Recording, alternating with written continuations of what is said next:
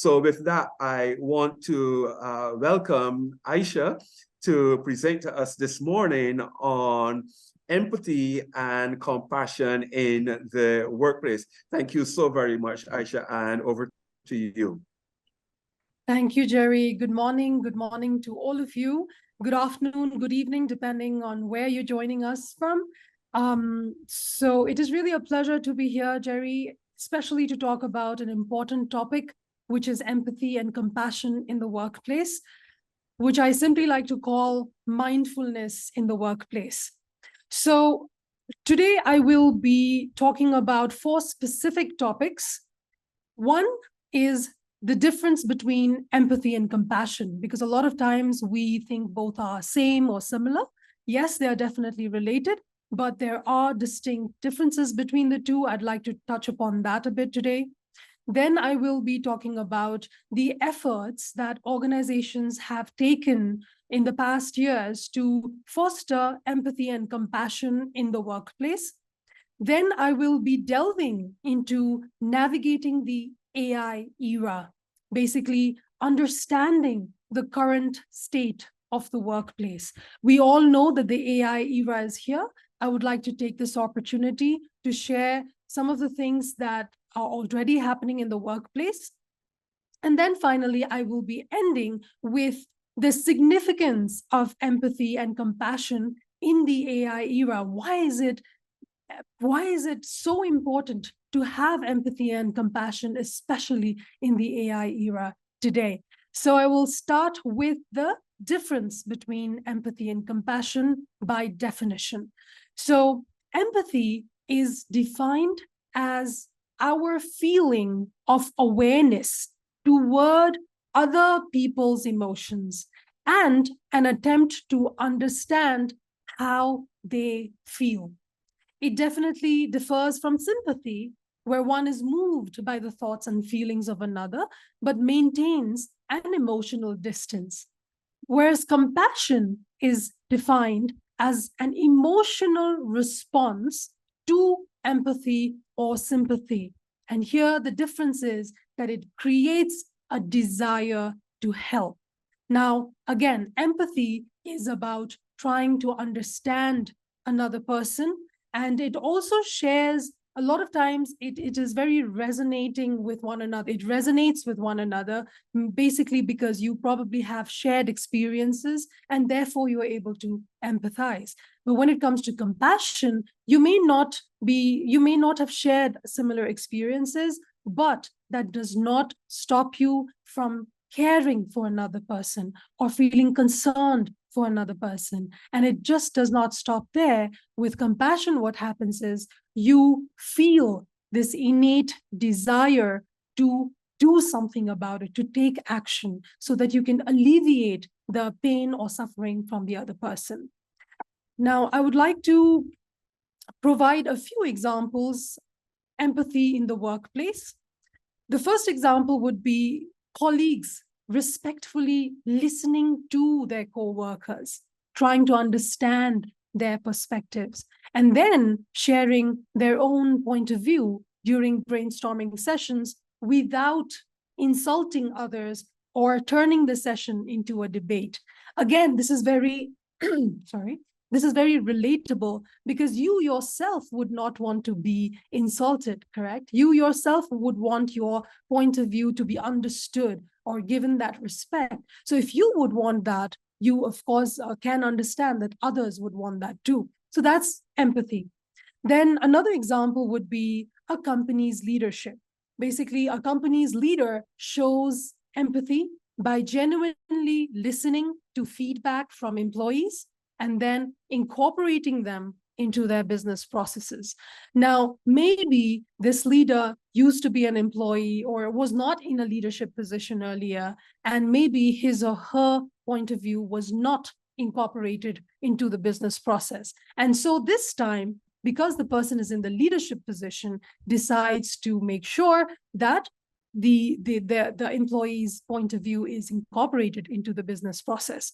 Another example, again, would be managers would empathize with their team members having, let's say, a bad day, and then basically ask them to take the day or week off.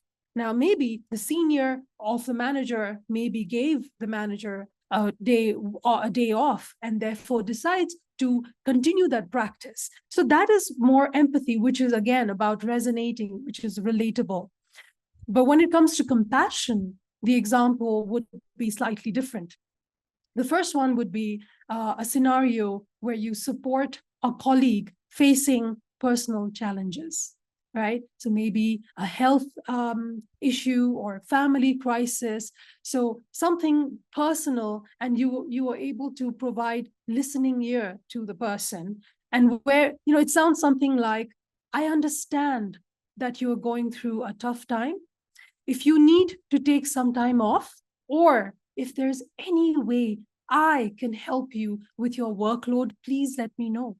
Now, remember, it sounds a little bit like empathy, of course, where you say, you can take some time off. But when you say, please let me know if I can help you with your workload, that is going the extra mile. That is taking a step further. Another example would be, let's say, recognizing and acknowledging achievements, right? So whenever somebody achieves something or there is an acknowledgement, then what happens is everyone claps, and then everyone says congratulations and goes about with their day. But imagine after everything is done, you go and you tell your coworker genuinely from your heart, you know what, you really did a great job. And because of you, this project really became successful. Good on you. And thank you so much for all that effort that you put. So that is, again, taking that step forward. So that is compassion. And the best example that I could give with regard to compassion would definitely be mentoring and development.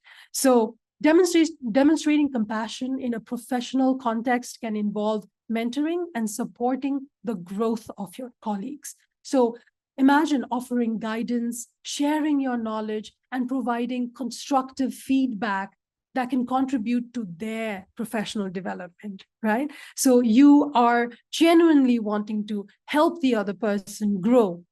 So in return, you may not be getting anything except for that ultimate joy of seeing someone do great and to encourage the other person. That is just priceless. So how is empathy and compassion different by emotional involvement? So by now you can already probably imagine that empathy will be more emotionally involving because you will be mirroring almost the person's experience, right? It's relatable, so you're therefore mirroring. So in terms of emotional involvement, empathy will require more of that. But when it comes to compassion, on the other hand, it does involve concern and care for the other person's well-being without necessarily experiencing the same emotions that they are going through. So it is more action-oriented and rather than mirroring emotions. Difference by perspective. So when it comes to empathy, it involves understanding the emotions and feelings of another person from their perspective, seeing the situation through their eyes. Whereas compassion does not necessarily require understanding the other person's perspective fully, but it focuses on supporting and assisting to ease their suffering, regardless of whether you completely comprehend their feelings or not. Then the difference by emotional boundary.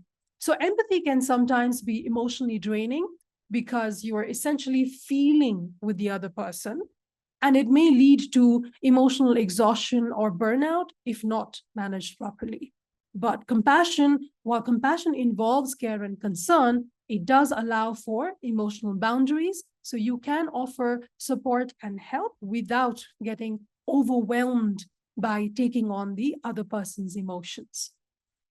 And finally, difference by orientation. So empathy is feeling oriented. So it focuses on more understanding and sharing emotions with the other person, whereas compassion, as I mentioned earlier, is action-oriented. You feel this innate desire to do something about it, go above and beyond, take that extra mile. So it motivates you to offer assistance and provide comfort to those in need.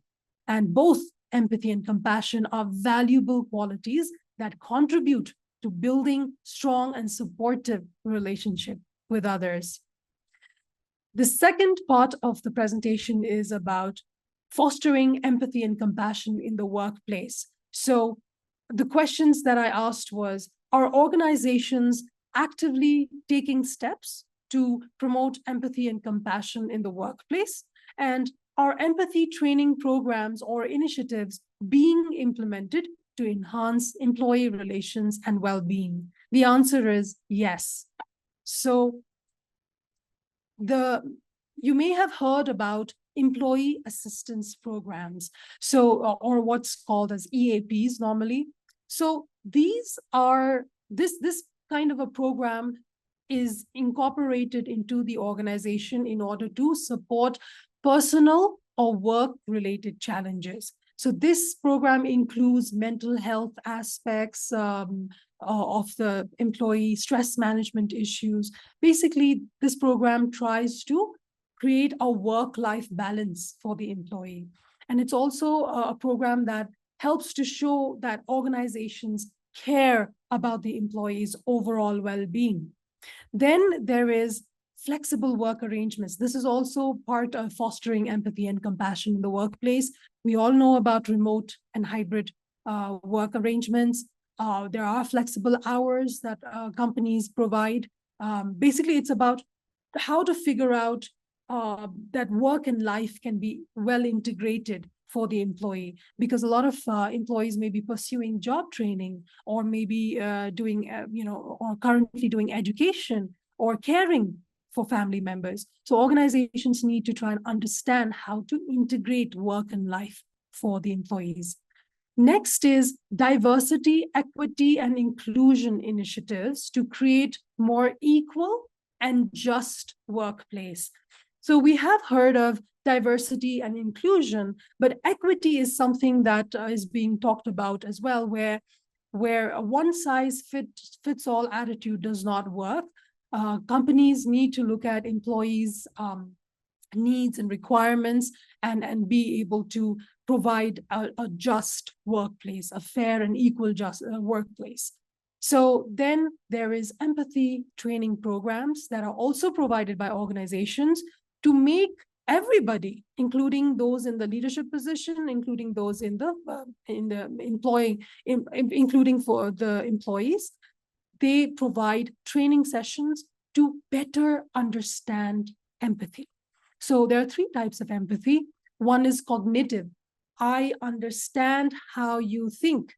The next type of empathy is emotional. I understand how you feel. And then the third one is empathic concern. So this is more like being genuinely concerned about the other person. So in these training programs, these concepts are introduced to employees, and they're also encouraged to become active listeners. Only when you're active listeners, then you're able to genuinely be present there in the workplace with your team members, right? Then also introducing them to concepts of emotional intelligence. We've been hearing emotional intelligence a lot these days, and that is a very important topic that needs to be discussed and talked about in the workplace. And also practicing empathy in the workplace. How are they doing this? They even do role-playing sessions where they provide certain situations, and then employees are trained to respond in an empathetic manner. And finally, there is employee recognition and rewards. Now, this is something that happens almost everywhere.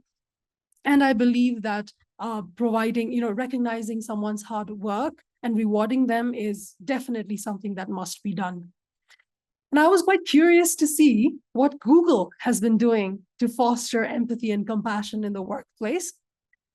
In terms of health and wellness, financial incentives, time incentives, community and personal development, and they also have something called Googly Extras. So basically in health and wellness, Google provides facilities like medical, dental, and vision insurance for employees and dependents, employee assistance programs, the EAPs that I talked about earlier, focused on mental health, and they also provide access to mental health apps.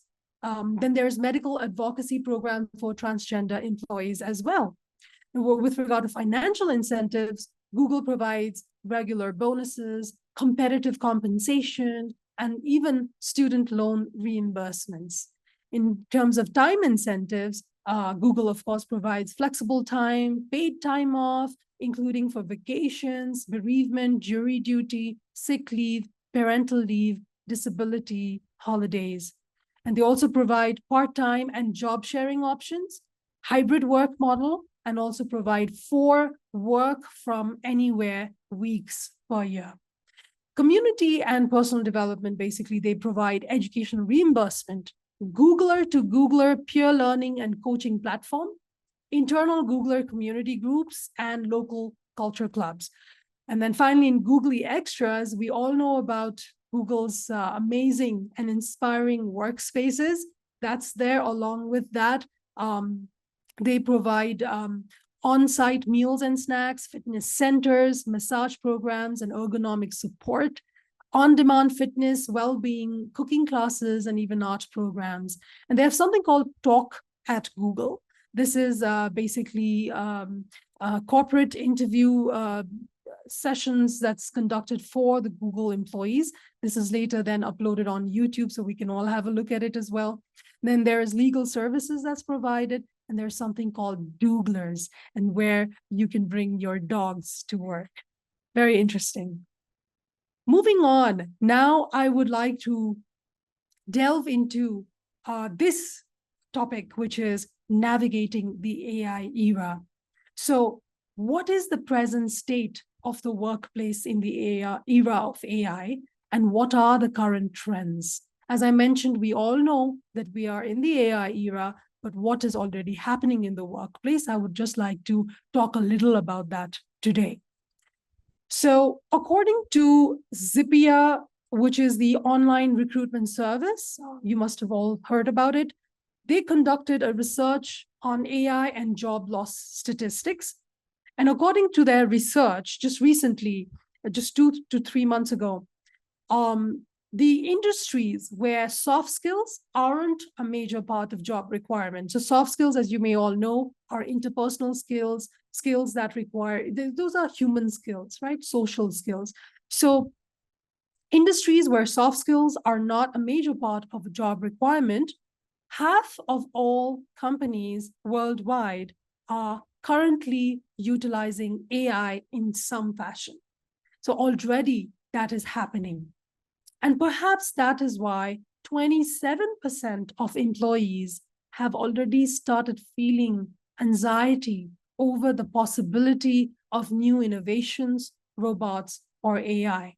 And 49% believe people have already lost their jobs to AI as organizations look to technology for budget cuts and staff reduction, especially after COVID. So definitely the fear and anxiety is there in the collective consciousness in the workplace today. And the truth is that AI could take away jobs of as many as 1 billion globally over the next decade, and 375 million jobs are predicted to be obsolete. That is why definitely there is a widespread need for retraining and reskilling the workforce. The good news, however, is the good news is also there where the glass is half full as well, where AI could create 97 million jobs, new jobs, and be able to generate approximately $15.7 trillion for the economy by 2030, while eliminating mundane tasks and helping workers enjoy more creativity.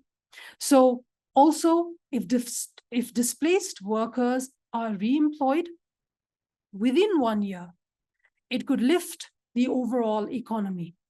Otherwise, unemployment could rise and economy could dip. So it's important to ask what types of jobs are susceptible to AI automation. And simply, you just have to think that, any job related to physical activities, mundane tasks, right? So physical activities data collection and processing, all of that are susceptible to AI automation. And those jobs that deals with managing people, as I mentioned, soft skills, people skills, that requires emotional intelligence, because there are two types of intelligence, right, that we have. One is IQ and one is EQ. So anything pertaining to IQ, which is the human intelligence, that will be taken over by AI. But anything to do with EQ or emotional intelligence, that requires, you need EQ to manage people, applying expertise and interacting socially. Those type of jobs are not susceptible to AI. So that begs the question, what are the 12 jobs AI robots will likely replace? The first one is customer service executives. Now, you might say customer servicing is about people skills. So how come this job is susceptible to AI? Now, and we all know that online, whenever we ask some certain questions, there will be a bot on the other side responding to us. Now, a lot of times there will be frequently asked questions, and those are the questions that will be definitely automated. But when let's say the issue is quite complex, that is when human intervention will be required. Then there is bookkeeping and data entry, receptionists, proofreading, manufacturing and pharmaceutical work, retail services, courier services, even doctor, because doctor basically listens to the symptoms, the vital signs, and then they're able to diagnose the ailment, right? So AI will be able to probably scan you and be able to give you a whole analysis of what you need to do, or what basically provide the diagnosis. We've all, and even soldiers, we've all heard about the drones that is being used. Then there is taxi and bus drivers. We've also heard about self-driving cars. So maybe taxi and buses will also become self-driving pretty soon. Then market research analyst. So when it comes to AI, we have to understand that AI, it's not just about compressing of information. AI means machine learning. So it is able to learn. It is able to learn the principles and apply it just the same way a human can with their human intelligence, right? So market research analyst would also, of course, be susceptible to AI. And then there is security guards. Now, with the motion sensors and heat sensors in the CCTV cameras, you can, it can be instantaneously alerted. The authorities can be instantaneously alerted. So security guards are also, this job is also susceptible to AI. Now, what are the 12 jobs that AI isn't likely to replace, will not, or is not likely to replace? So again, to do with management, so human resource managers, so anything to do with management, people skills, creativity, originality, all of that types of jobs will not be susceptible to AI. And so human resource managers, writers, lawyers, chief executives, scientists, clergy members, psychiatrists, event planners, graphic designers, public relations managers, software developers, and project managers, right? On the other hand, we also have to remember that AI can become a significant part of our jobs. So if you look at AI as a tool, just the way there was a time when we all had to learn computers, because that became a part and parcel of our life. So our phone in itself is a computer. Similarly, if you look at AI as a tool, as an important and a tool that can help you become better at your job, then you will be approaching the changes with the correct attitude. So, for example, surgeons can use technology to perform procedures more quickly, cleanly, and safely. So a little bit about the current trends in the workplace. So of course, there is increased automation. So any task, any job that is repetitive and mundane, so any mundane tasks, those are being automated, which is then freeing up human workers to focus on more complex and creative aspects of their jobs. So this has resulted in increased efficiency and productivity in various industries. Another is the trend currently is data analysis and insights. So AI-powered data analytical tools have enabled businesses to process and analyze vast amounts of data quickly. So this has provided valuable insights for decision-making, customer profiling, and predicting market trends. Another trend that's happening in the workplace is AI augmented jobs. So instead of fully replacing human worker, AI has augmented many job roles. So earlier, I talked about the customer service representatives. So imagine the person does not have to keep answering and answering the same questions on and on, right? So that the AI is there to help with the frequently asked questions. Similarly, in healthcare professionals, now healthcare industry is going to be massively disrupted by AI. And one of the examples for healthcare professionals with AI augmented jobs is imagine a very busy hospital, especially the emergency department. And there is something called triage level, where doctors and nurses are supposed to identify which patient will need immediate help and which patient they can tend to later. Now, that is something called triage level. Now, based on the symptoms, based on science, AI basically will be able to provide the triage level immediately, and that has helped save a lot of patients' lives as well. And of course, research, in the field of research, also AI is being used and making everything very efficient and accurate. And finally, the personalization and customer experience. We've all experienced this. If you are looking for shoes, your running shoes, or fitness wears, or whatever you're searching for, suddenly you will find a barrage of information that will come your way that AI thinks you might like. So according to AI, it is helping you to have a more personalized, experience. Of course, the ethical aspects are a little, that's a debate in itself, but AI has been helping with the customer experience for sure. Then there is generative AI, which we all have heard of in the past months. We've all heard of ChatGPT. So what is generative AI? It is simply an AI that is capable of generating text, images, or other media using generative models. So what is generative model? It is the model that can learn the patterns and structure of their input training data, and then they're able to generate new data that has similar characteristics. So ChatGPT is able to take prompts and generate it into texts. Similarly, Bard is able to do the same. We've also heard about DALL-E and Midjourney. They're able to take text and then transform that to images. So generative AI, of course, is a huge trend right now. Then there is something called explainable AI that you'll be hearing of a lot.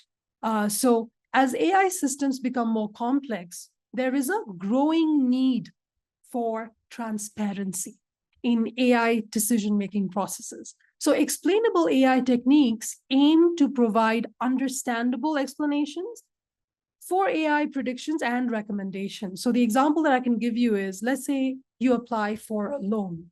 So through the AI system, the AI will either reject the request or accept the request.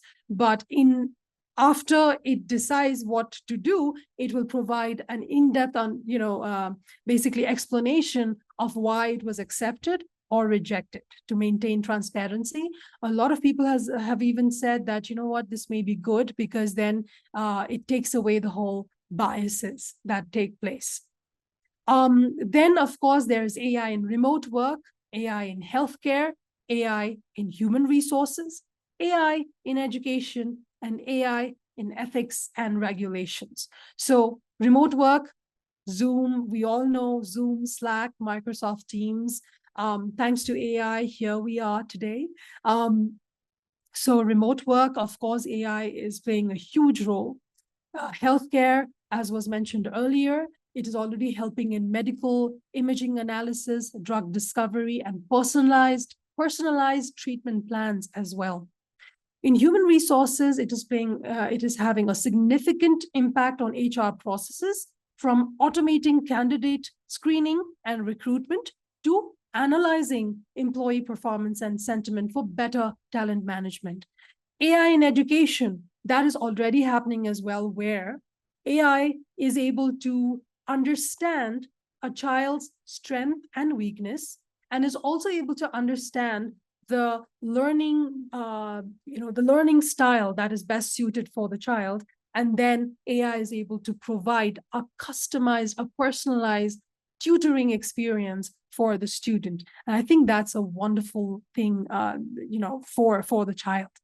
Of course, the ethics and regulations, where governments and organizations are focusing on establishing guidelines and regulations for AI development and deployment to ensure responsible and ethical use. And I'd like to also share a little interesting point that the AI gurus, basically, or those who are, the giants in AI, they themselves kind of think that there needs to be a 6-month pause or a 6-month break in AI development, because it's, after all, a machine learning, right? So it's learning the principles, and it's learning on its own. So they themselves are not able to catch up with what AI is already doing. So it's almost like, imagine hundreds of brilliant grad students that come out of, top colleges, and they together, they create these separate tools by themselves. And then very soon, they will be collaborating with each other and creating some, really profound tools in the days to come. So that is the reality. AI is going to be the AI avalanche is going to take place. The sooner we accept that, the better it will be for all of us.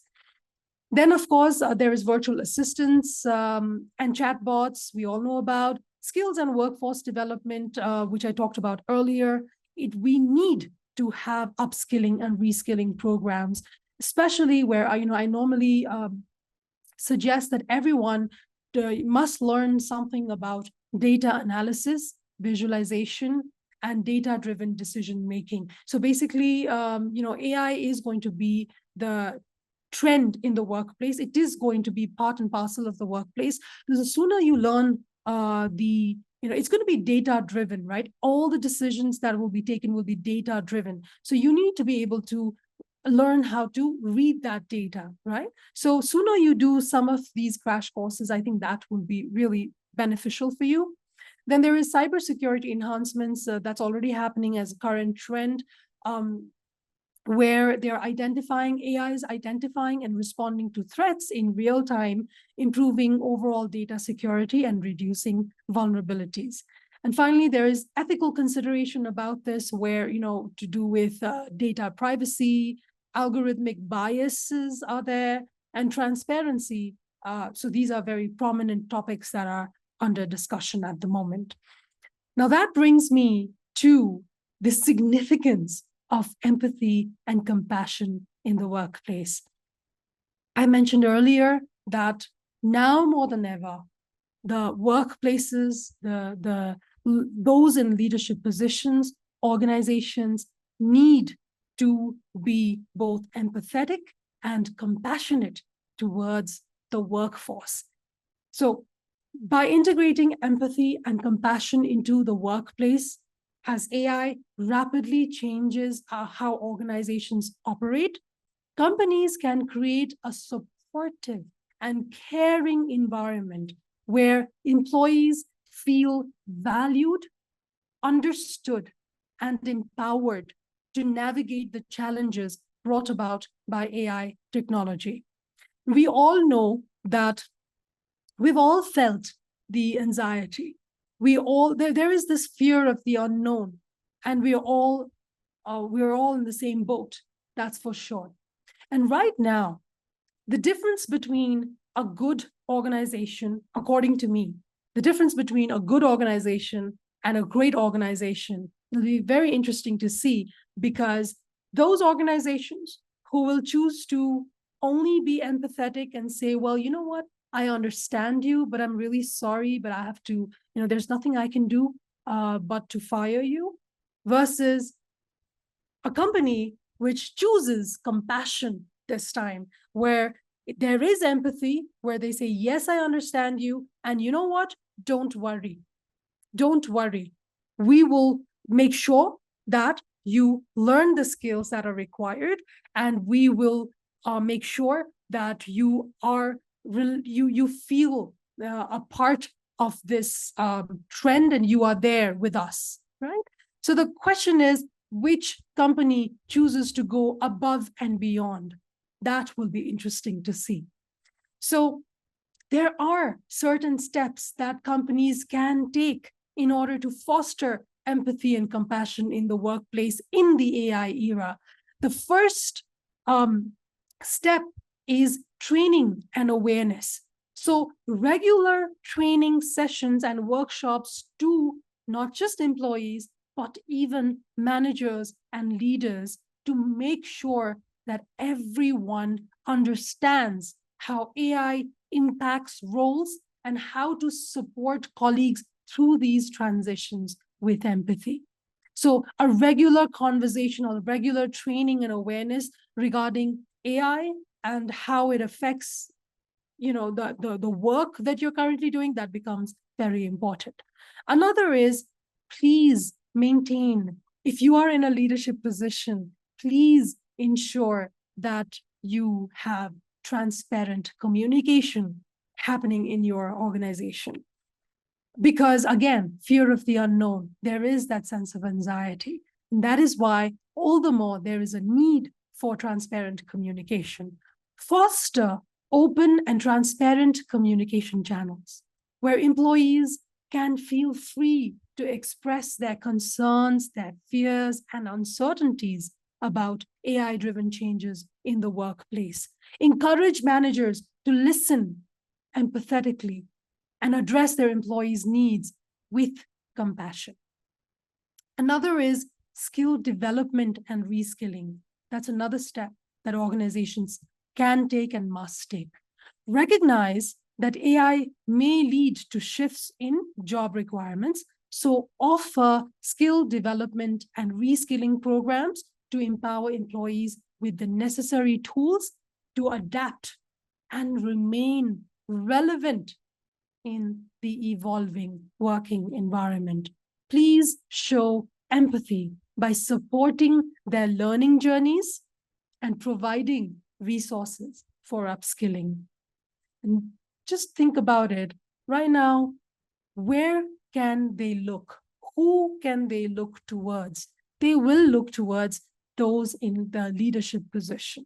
And I believe a true leader today will be those who will choose to be compassionate and who will make sure that the employees, their concerns are taken into consideration. And of course, if you don't have it already, or if the organizations don't have the EAP programs, it's best to have to design the EAP programs in such a way that it addresses the emotional and mental well-being of employees in the face of AI-driven changes. So these programs can offer things like counseling sessions, stress management support, and resources for coping with workplace transitions. And finally, inclusive decision-making. Please include employees in the decision-making process related to AI integration and workplace changes. Engage in empathetic discussions to understand their concerns and ideas, and please consider their feedback when making AI-related decisions. Demonstrating compassion through inclusive decision-making helps build trust and a sense of belonging among employees. So now, all of this points towards emotional intelligence. I will be ending the session with by mentioning 12 competencies that will be very helpful to thrive in the AI era today. And remember, emotional intelligence now needs to be taken seriously by not just employees, but by leaders, managers, everyone, right? So the father of emotional intelligence, Daniel Goleman, mentions 12 competencies that are very helpful, and I believe will help us to thrive in this AI era. Emotional self-awareness. Are you emotionally self-aware? The first among the 12 competencies is emotional self-awareness. So the ability to know your own emotions and their effects on your performance. Are you able to self-regulate yourself? The ability to keep your disruptive emotions and impulses in check in order to maintain your effectiveness under stressful or even hostile conditions. Are you able to be positive? The ability to see the best in people, situations, and events, so you can be persistent in pursuing goals despite setbacks and obstacles. Are you able to achieve, to strive, to meet a standard of excellence by embracing challenges, taking calculated risks, and looking for ways to do things better? Adaptability. Stay focused on your goals, but adjust how you get there. Remain flexible in the face of change and juggle multiple demands, and be open to new situations, ideas, or innovative approaches. Of course, empathy among the 12 competencies, desire to understand how others see things and take active interest in their concerns. Organizational awareness.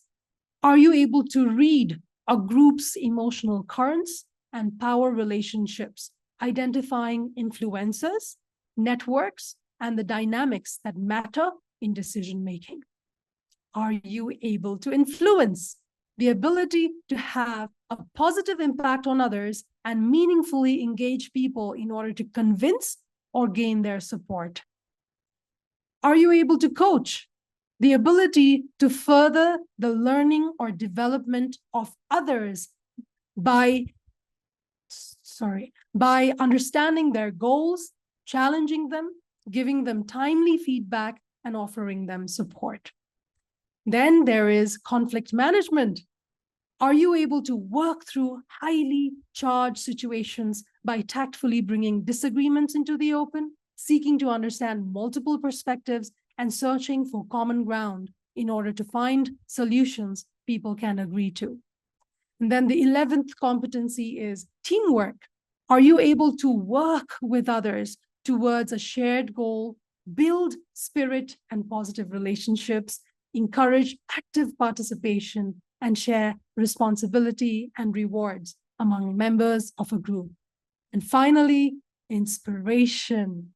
Are you able to inspire? Are you able to bring your best and motivate others around you, around a shared mission or purpose in order to get the job done? So I leave you with one question. It is time to take control of your narrative. Will you make sure that you will be emotionally intelligent to assess the situation that you're in, the current reality that you are in, and to be able to take control. So please take control of your narrative, and then you will definitely be able to thrive in the AI era. Thank you so much. Thank you so much, Aisha. What an amazing presentation. Thank you so very much.